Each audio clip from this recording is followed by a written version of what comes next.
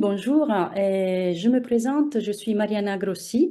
Je travaille en neurotraining dans mon cabinet à Aubagne, près de Marseille. Et j'utilise cette technique pour libérer des émotions refoulées qui empêchent de pouvoir affronter la vie de façon fluide et naturelle.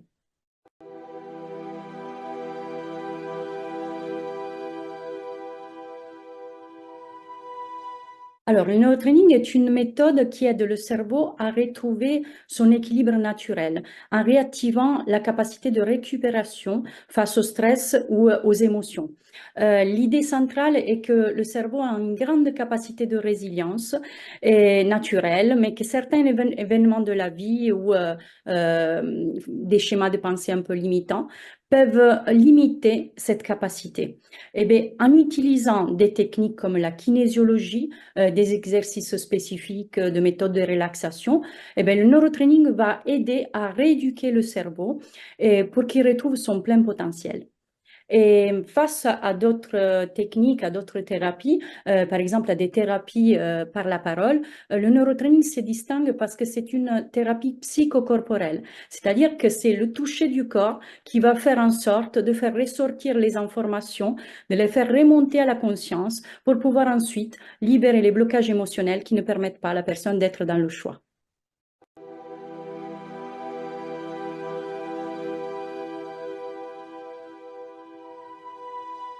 Alors, les principaux objectifs du neurotraining se reposent sur la capacité de réactiver les capacités naturelles du cerveau à gérer le stress, à récupérer après des événements de la vie et à s'adapter face aux défis de la vie. La capacité aussi à se poser des objectifs et à les atteindre. Et disons que, en équilibrant le système nerveux, cette méthode aide à réduire le stress, l'angoisse, à améliorer la gestion émotionnelle et à renforcer la résilience. Dans la pratique, les individus qui ont parcouru un programme de neurotraining gagnent en calme, en énergie, en confiance en eux. Et cette méthode va permettre ensuite de favoriser une meilleure santé physique et mentale en rétablissant des fonctions naturelles comme le sommeil, une meilleure digestion ou encore une gestion des émotions plus optimale.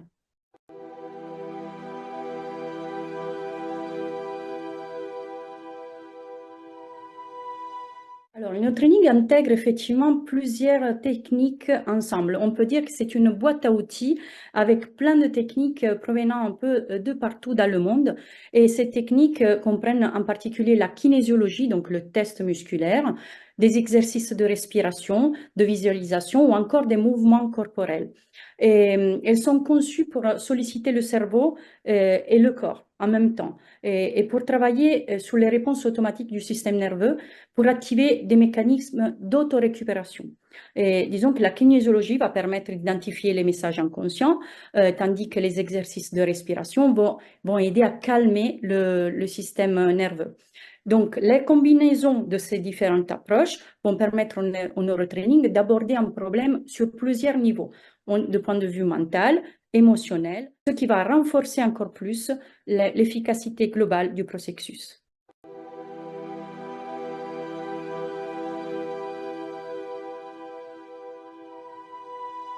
Alors, la vérification de la réponse musculaire, ce qu'on appelle aussi le test musculaire, issu de la kinésiologie, est un outil que le neurotraining utilise pour identifier les déséquilibres énergétiques et les blocages émotionnels. En appliquant une légère pression sur un muscle spécifique, on va détecter par la réponse du muscle. Donc, si le muscle il tient, il va donner une réponse de pas de stress, donc pas de déséquilibre. Et si le muscle il va lâcher le tonus, on va avoir une information sur un probable déséquilibre énergétique sur une émotion, un blocage sur une pensée ou sur une croyance.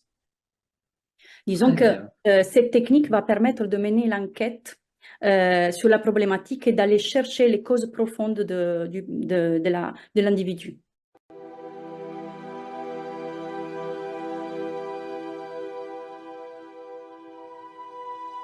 Alors, la notion de contexte d'origine est primordiale dans le neurotraining pour pouvoir garder des résultats à long terme. Pourquoi? Le contexte d'origine, il faut savoir que c'est un moment ou une situation initiale ou un blocage émotionnel ou un stress ou une réponse inadaptée, c'est ancré dans le système nerveux. Et donc, plutôt que de traiter le symptôme de façon individuelle, ben, le neurotraining va chercher à remonter jusqu'à cette origine-là, parce que qu'elle soit liée à une expérience passée, un traumatisme ou une situation répétitive. Ce travail de recherche profonde est essentiel parce qu'il va permettre de désactiver la réponse initiale qui continue de déclencher le stress de l'angoisse et de faire en sorte que le cerveau puisse être dans le choix.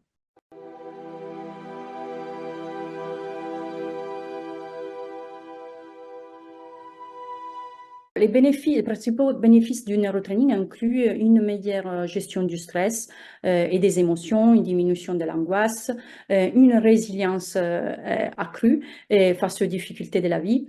Les personnes qui suivent cette méthode constatent souvent une amélioration du sommeil ou une amélioration du bien-être général, une clarté mentale et une capacité d'avoir une énergie accrue pour faire face aux défis de la vie. Disons que le neurotraining aide aussi à défaire les schémas de pensée limitants et du coup de pouvoir favoriser une meilleure confiance en soi et pour pouvoir un peu dépasser ce qu'on appelle la zone de confort.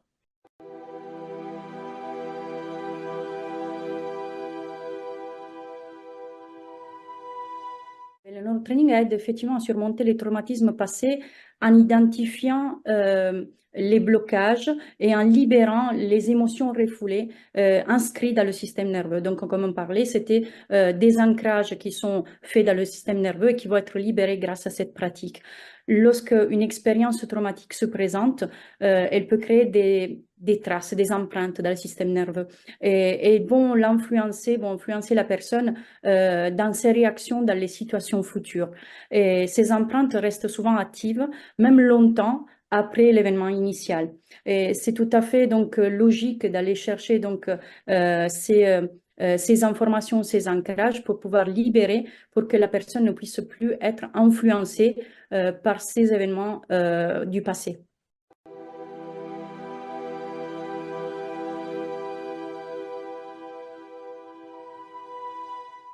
C'est très intéressant de voir comment dans le travail, la personne va pouvoir récupérer une meilleure gestion du stress et donc une meilleure efficacité et productivité.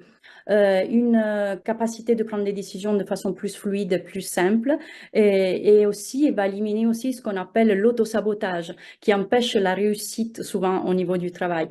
Comment on l'élimine? Ben, en travaillant beaucoup sur les peurs, hein, sur toutes les peurs qui influencent la personne dans ses objectifs de vie.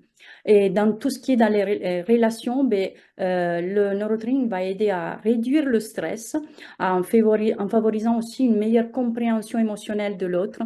Cela va permettre d'adapter la communication et d'avoir des réponses plus équilibrées face au conflit. Dans le sport, il va optimiser la connexion entre le mental et le physique. Les athlètes peuvent, par exemple, se concentrer davantage sur leur objectif sans être distraits par des pensées limitantes ou des tensions physiques, par exemple. Ça va favoriser ainsi les performances maximales ou une récupération plus rapide. Djokovic, si on fait par exemple un exemple d'un champion du tennis, utilise la kinésiologie ou le neurotraining pour pouvoir préparer ses tournois.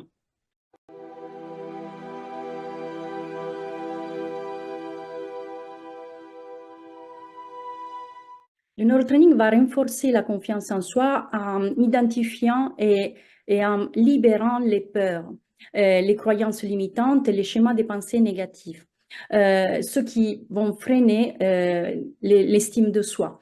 Disons que cette méthode permet de désactiver les réponses automatiques de stress et d'autocritique et qui surviennent dans les situations de stress ou d'enjeu. Et c'est comme ça que la personne va développer une meilleure image de soi qui soit plus positive et plus stable. Et puis, une fois que confiance en soi est rétablie, et bien, dans le développement du plein potentiel, la personne va chercher des nouveaux défis, des objectifs plus ambitieux, et elle va plus se fermer face à ses doutes ou au stress.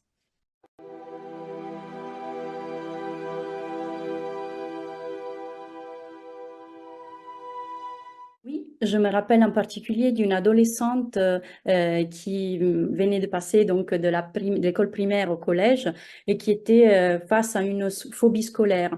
Elle avait pas peur, elle avait peur d'aller à l'école. Elle était vraiment très immobilisée, paralysée par tout ce qui est préparation des interrogations ou des suivis à l'école, comme des relations dans la récréation, parce qu'elle subissait aussi de l'harcèlement.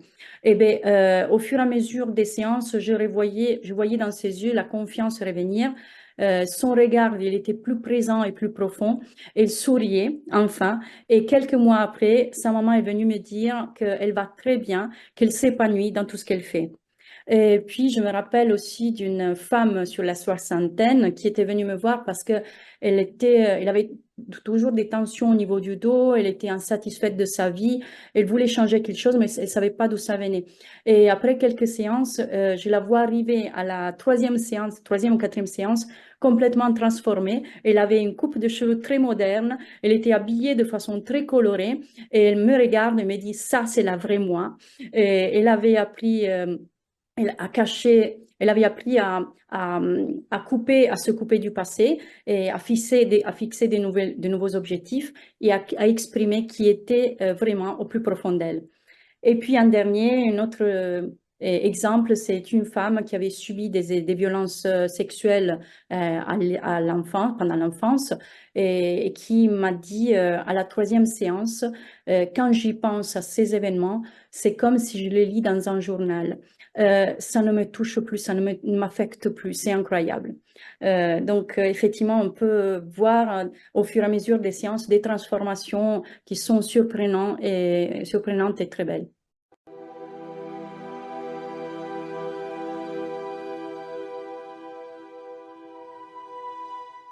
Alors, la première fois que je vois la personne, je vais poser une série de questions sur sa vie privée, en particulier sur sa naissance, sur ses prénoms ou sur d'autres informations qui vont me donner des indices sur ce que je vais aller chercher pendant la séance.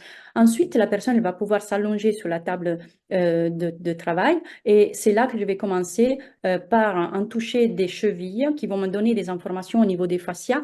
Ce sont les parties molles du corps qui vont se rigidifier lorsqu'il y a une émotion non exprimée. Et c'est par là qu'on va commencer à faire ressortir à la conscience toutes les informations qui vont permettre à la personne de reconstruire le pourquoi du comment elle se retrouve dans cette situation et ensuite pouvoir libérer la problématique par une technique que son corps aura décidé.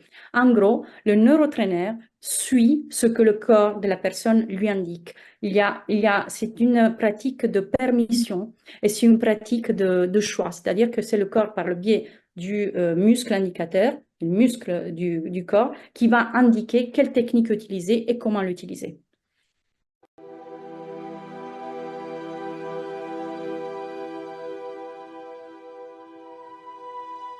Alors, disons qu'il n'y a pas véritablement un programme à proprement dire. Une séance peut suffire pour une problématique aiguë, tandis que si un blocage, on l'a depuis plusieurs années, on peut comprendre que plusieurs séances, 3 ou 4 séances en moyenne, peuvent suffire pour dépasser le problème. Les séances elles sont toujours espacées de 3 semaines, jamais avant, pour pouvoir laisser le cerveau créer de nouvelles connexions neuronales et pouvoir libérer déjà la problématique qu'on a travaillée lors de la séance d'avant. Et donc, cela va permettre au cerveau de créer de nouvelles connexions et de pouvoir réagir à la vie différemment.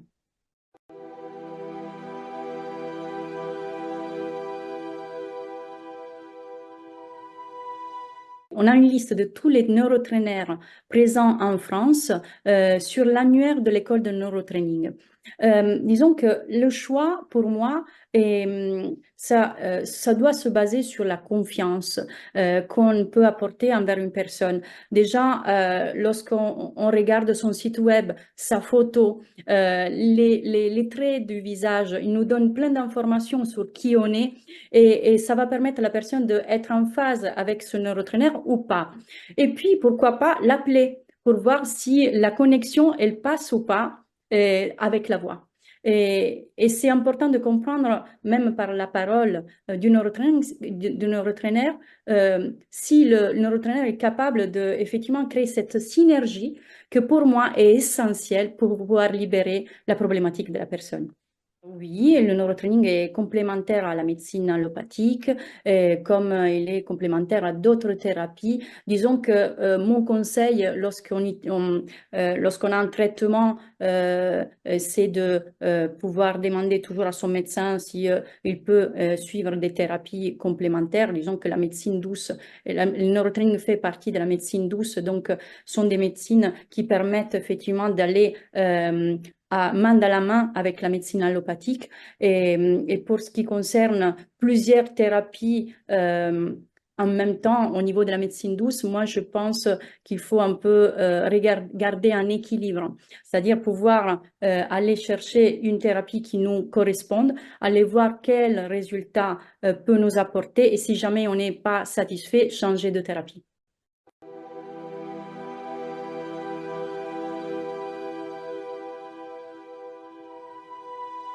La base du neurotraining est la kinésiologie appliquée. Donc, c'est le test de réponse musculaire qui avait été découvert par le chiropraticien George Goodhart. Il est américain et il l'avait découvert dans les années 60. Ce test va permettre de mener l'enquête sur la problématique de la personne, de retrouver le contexte d'origine et trouver aussi quelle technique le corps de la personne a besoin pour libérer les émotions refoulées.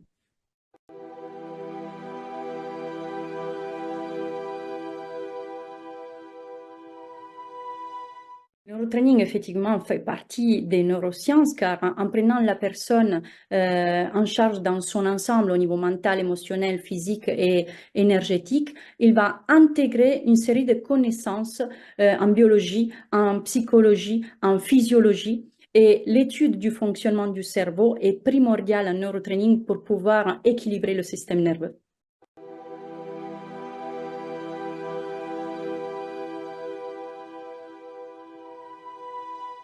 On a longuement cru que les maladies génétiques provenant d'une même famille étaient une fatalité.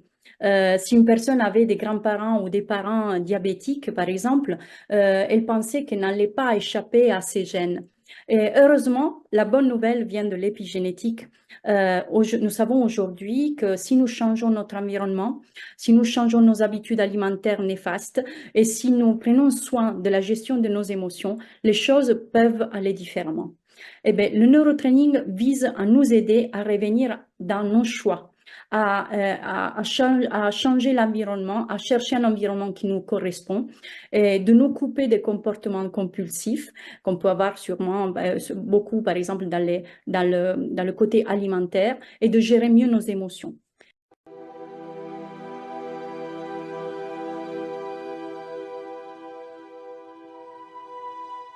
Et tout simplement grâce à la médecine chinoise et à la kinésiologie.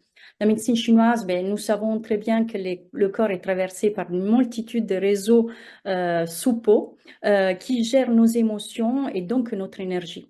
Et la kinésiologie, elle aussi, va interagir avec les systèmes énergétiques de la personne pour détecter les stress et les blocages profonds.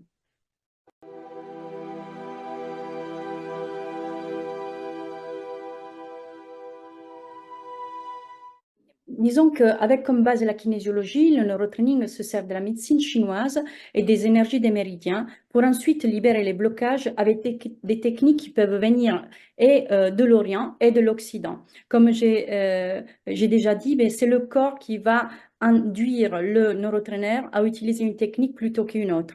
Et bien, l'idée, effectivement, c'est que le neurotraining, c'est une boîte à outils où toutes les techniques, ou beaucoup, des centaines de techniques provenant du monde entier, que ce soit l'Orient ou l'Occident, sont à disposition pour que le corps soit libéré de sa problématique. Et donc, c'est une thérapie qui va toujours être dans la permission et toujours être dans le choix de l'individu qui va chercher énergétiquement quelle est sa technique appropriée.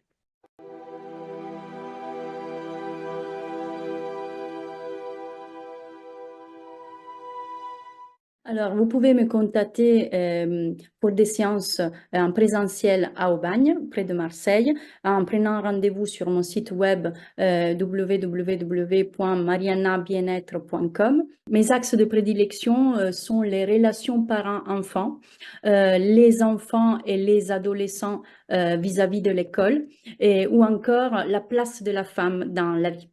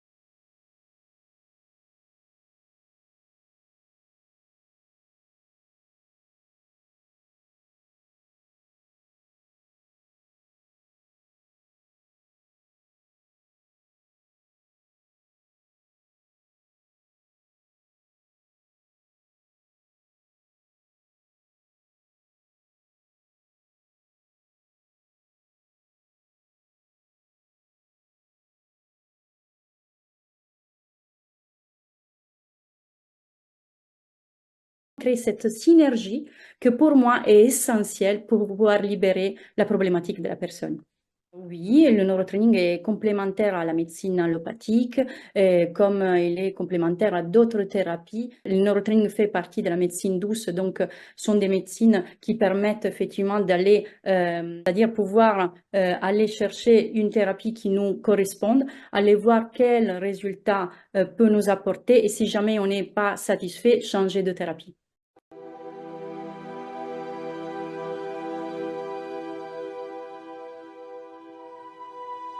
La base du neurotraining est la kinésiologie appliquée. Donc, c'est le test de réponse musculaire qui avait été découvert par le chiropraticien George Goodhart. Il est américain et il l'avait découvert dans les années 60. Ce test va permettre de mener l'enquête sur la problématique de la personne, de retrouver le contexte d'origine et trouver aussi quelle technique le corps de la personne a besoin pour libérer les émotions refoulées.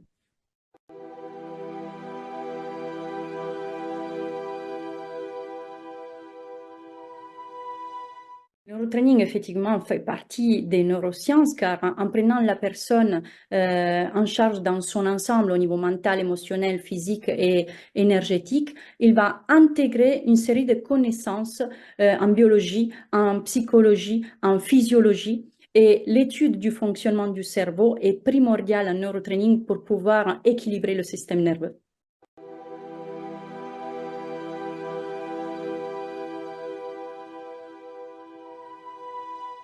On a longuement cru que les maladies génétiques provenant d'une même famille étaient une fatalité. Si une personne avait des grands-parents ou des parents diabétiques, par exemple, elle pensait qu'elle n'allait pas échapper à ces gènes.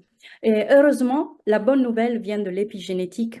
Nous savons aujourd'hui que si nous changeons notre environnement, si nous changeons nos habitudes alimentaires néfastes, et si nous prenons soin de la gestion de nos émotions, les choses peuvent aller différemment.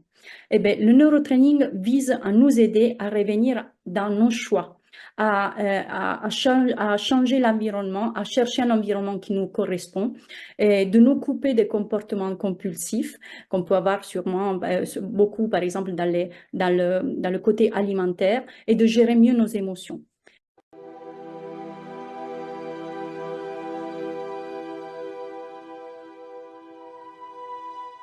Et tout simplement grâce à la médecine chinoise et à la kinésiologie. La médecine chinoise, ben, nous savons très bien que le corps est traversé par une multitude de réseaux sous-peau qui gèrent nos émotions et donc notre énergie. Et la kinésiologie, elle aussi, va interagir avec les systèmes énergétiques de la personne pour détecter les stress et les blocages profonds.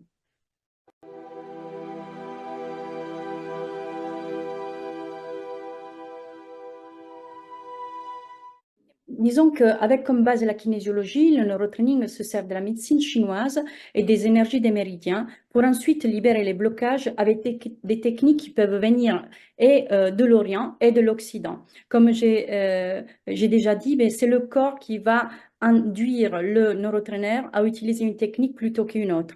Et ben, l'idée, effectivement, c'est que le neurotraining, c'est une boîte à outils où toutes les techniques, ou beaucoup, des centaines de techniques provenant du monde entier, que ce soit l'Orient ou l'Occident, sont à disposition pour que le corps soit libéré de sa problématique.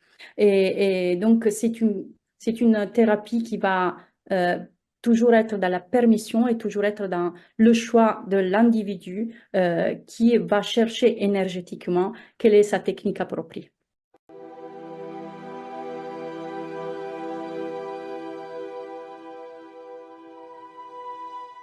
Alors, vous pouvez me contacter pour des séances en présentiel à Aubagne, près de Marseille, en prenant rendez-vous sur mon site web www.marianabienêtre.com. Mes axes de prédilection sont les relations parents-enfants, les enfants et les adolescents vis-à-vis de l'école, ou encore la place de la femme dans la vie.